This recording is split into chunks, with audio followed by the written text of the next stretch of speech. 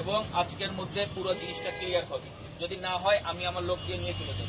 ফতুল্লার মাঝদার কবরস্থান সংলগ্ন ঢাকা নারায়ণগঞ্জ পুরাতন সড়কে সরকারি জায়গা দখল করে অবৈধভাবে ইট বালু পাথরের ব্যবসা করায় দুই প্রতিষ্ঠানকে 10,000 টাকা করে মোট 20,000 টাকা জরিমানা করা হয়েছে এবং দখলকৃত সরকারি জায়গা থেকে বিকেলের মধ্যে ইট বালু পাথর অপসারণের জন্য নির্দেশনা দেওয়া হয়েছে।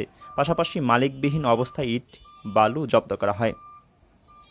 আজ মঙ্গলবার 6 মে জেলা প্রশাসক কার্যালয়ের সিনিয়র সহকারী কমিশনার মোহাম্মদ মুনাব্বর হোসেন মোবাইল কোর্টের মাধ্যমে এই অভিযান পরিচালনা করেন এবং দুই প্রতিষ্ঠানকে জরিমানার আওতায় নিয়ে আসেন। এ সময় তিনি বলেন, এখানে সরকারি জায়গা দখল সংক্রান্ত অভিযোগের প্রেক্ষিতে মোবাইল কোর্ট পরিচালনা করা হয়।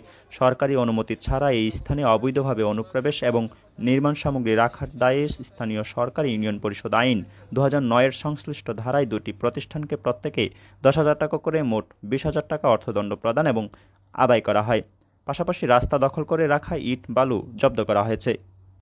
প্রসঙ্গত, গত 4 মে রবিবার মাঝদার এলাকার মুক্তিযুদ্ধের স্মৃতিস্তম্ভের সামনেও রাস্তার দুই পাশে সরকারি জায়গা দখল করে অবৈধভাবে ব্যবসা পরিচালনার অভিযোগ পেয়ে সংবাদ সংগ্রহ করতে যায় দৈনিক উজ্জীবিত বাংলাদেশের বার্তা সম্পাদক মিলন বিশ্বাস হৃদয় ও ফটোসাংবাদিক হাবিব খন্দকার।